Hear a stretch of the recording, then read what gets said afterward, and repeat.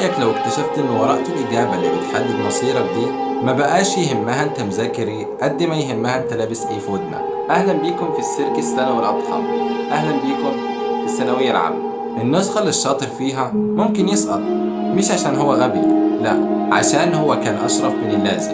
والناجح فيها ممكن يكون بطل، مش عشان هو عبقري، لا، عشان السماعة بتاعته كانت أحدث موديل والشبكة معاه كانت تمام. النهاردة احنا مش جايين نتكلم عن المذاكرة والمراجعات النهائية، احنا جايين نشق بطن الوحش نفسه، جايين نكشف قواعد اللعبة الخفية اللي الكل بيلعبها وهو ساكت. اللعبة اللي بتحطك في اختيار أبشع من سؤال التفاضل والتكامل، تغش ودخول مبادئك عشان تدخل الكلية اللي نفسك فيها، ولا تفضل شريف وتتفرج على حلمك وهو بيروح الواحد كان قاعد جنبك في اللجنة بيسمع الإجابات في ودنه. لو السؤال ده دار في دماغك ولو لثانية واحدة يبقى الحلقة دي ليك. دلوقتي هننزل لأعمق نقطة في ضمير طالب الثانوية العامة. قبل ما نحلل المعضلة الأخلاقية دي خلينا الأول نوصف مسرح الجريمة. زمان الغش كان براس حربة واحد، البرشامة، عمل فني دقيق يكتب على ورق شفاف أو على أستيكة. كان غش بدائي وفردي وبيتطلب مهارة.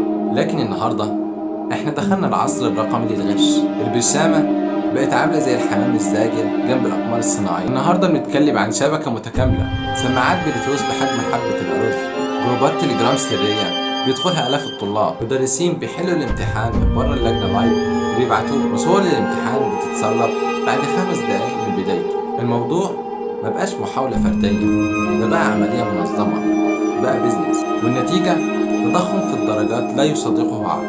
مجاميع 98 و 99 كانت بتطلع متفوقين بس بقت ظاهرة عامة. التنسيق بيولع كل سنة.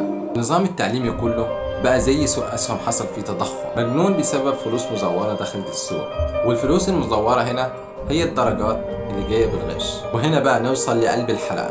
عشان نوصل للمأزق اللي انت فيه لازم أعرفك على واحدة من أشهر النظريات في علم الألعاب، معضلة السجين. تخيل معايا انك انت وصاحبك اتمسكتوا في جريمة. المحقق بيعرض عليكم نفس العرض بس كل واحد لوحده. لو انت اعترفت وصاحبك سكت انت هتطلع براءة وصاحبك هياخد 10 سنين، لكن لو صاحبك اللي اعترف وانت اللي سكت هو هيطلع براءة وانت اللي هتلبس في ال10 سنين. لكن لو انتوا الاتنين اعترفتوا كل واحد فيكم هياخد 5 سنين. لكن لو انتوا الاتنين سكتوا ومحدش اعترف كل واحد فيكم هياخد سنة واحدة بس. ايه افضل حل للمجموعة؟ طبعا انكم انتوا الاتنين تسكتوا، لكن ايه اللي بيحصل في الواقع؟ كل واحد فيكم بيفكر بخوف. طب ما انا لو سكت ممكن صاحبي يعترف وياخد براءة والبس انا في ال10 سنين.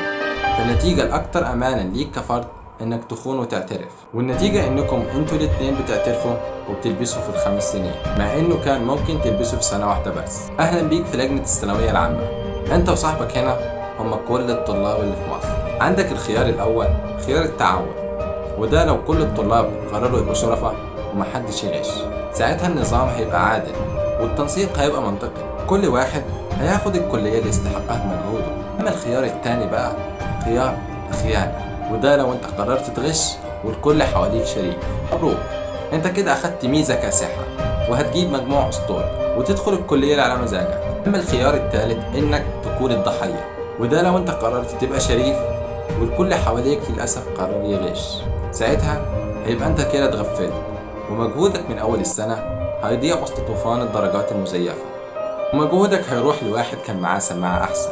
اما الخيار الرابع والاخير فهو الفوضى، وده لو الكل قرر يغش، ساعتها النظام كله هينهار والمجاميع هتوصل للسماء والكلية ما بقتش المتفوق، دي بقت للي غش بمهارة. اللعبة ما بقتش بينك وبين ورقة الامتحان، اللعبة بقت بينك وبين ضميرك وخوفك من خيانة الآخرين. الخيار الأكثر عقلانية من منظور البقاء الفردي هو للأسف الخيار الأكثر لا أخلاقية. وهنا لازم نسأل، هل أنت لما بتغش عشان تدخل طب أو هندسة هل أنت كده كسبت؟ ظاهريا أيوة، هتقولي ده كفاية دخلت كل القمة وحققت حلم أهلي وحققت مكانة اجتماعية، لكن على المدى الطويل أنت داخل مجال بيعتمد على الدقة والأمانة بمعلومات مغشوشة. انت الطبيب اللي نجاحك مبني على خيانة الأمانة، والمهندس اللي المبنى بتاعه واقف على أساس من الغش.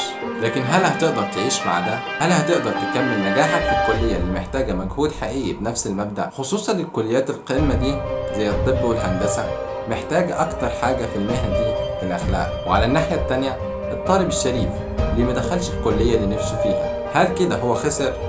ظاهريا أيوه، حلمه راح ومجهوده ضاع وشاف الظلم بعينه، لكن هو كسب حاجة تانية، كسب نفسه، كسب ضميره، وكسب احترامه لذاته، ودخل كلية تانية يمكن ما كانتش حلمه، لكن دخلها بشرف، وهناك لو هو شاطر فعلا هينجح ويتفوق ويثبت نفسه. لأن النجاح الحقيقي مش مجرد اسم كلية، النجاح هو القدرة على التفوق في أي مكان تتحط فيه.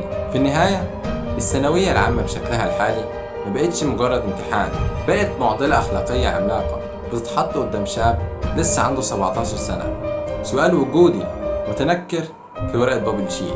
الطريق قدامك وليه اتجاهين ومفيش طريق تالت.